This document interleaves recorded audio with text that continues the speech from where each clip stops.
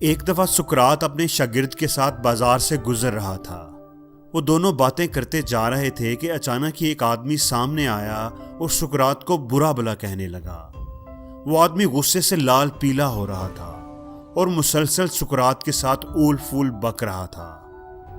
سقراط اس آدمی کی باتوں کا کوئی جواب دیے بغیر مسکراتے ہوئے اس کے پاس سے گزر گیا۔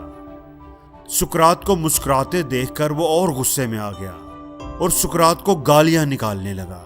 نہ صرف سقراط کو بلکہ اس کے خاندان کو بھی برا بھلا کہنے لگا۔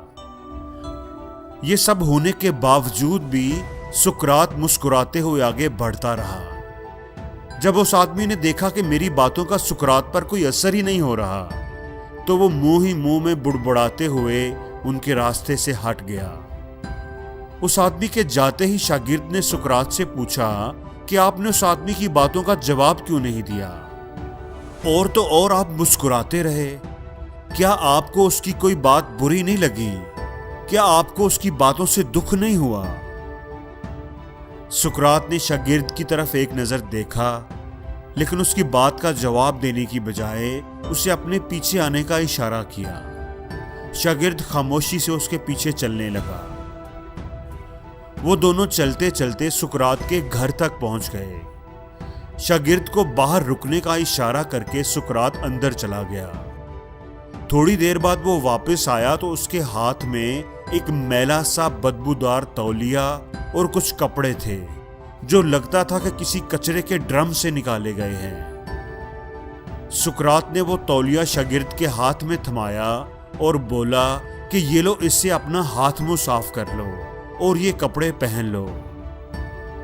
ان کپڑوں سے انتہائی گندی بو آ رہی تھی۔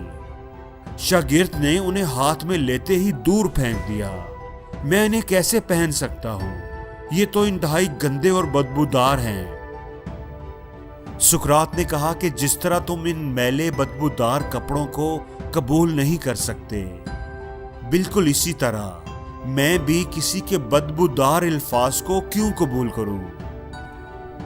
اگر کوئی بغیر کسی وجہ کے آپ کو برا بھلا کہتا ہے اور آپ اس کی باتوں سے پریشان ہو جاتے ہیں، اپنے کام چھوڑ کر اس کی ان فضول باتوں کے بارے سوچنے لگتے ہیں، ان پر غصہ کرنے لگتے ہیں، تو یہ بالکل ایسے ہی ہے جیسے آپ نے اپنے اچھے اور صاف ستھرے کپڑے اتار کر کسی کے دیے ہوئے میلے کچیلے بدبودار کپڑے پہن لیے ہوں۔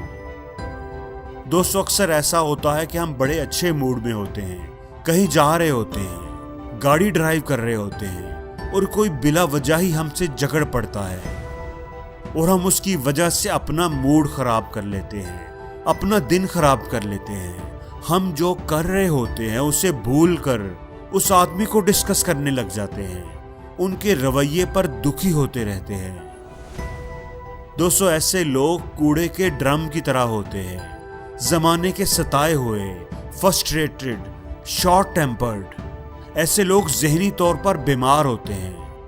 انہوں نے اپنی فرسٹریشن کسی نہ کسی پر تو نکالنی ہوتی ہے، اپنا کچرا کسی کے اوپر پھینکنا ہوتا ہے۔ اس لیے آپ ایسے لوگوں کا شکار ہرگز نہ بنیں۔ اگر کوئی کوڑے کا ڈرم آپ کو نظر آئے تو اس سے بچ بچا کر مسکراتے ہوئے اس کے پاس سے گزر جائیں۔ دوستو، کسی کی غلط بات پر ہمیں خود کو پریشان نہیں کرنا چاہیے، کسی کے ہاتھ کا کھلونا نہیں بننا چاہیے کہ کوئی جب مرضی آ کر ہمیں غصہ دلا جائے۔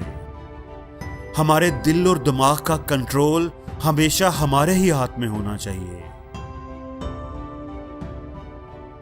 اور زندگی میں ہر روز کچھ نیا سیکھو، نیا سوچو، نیا کرو، لرن کرو۔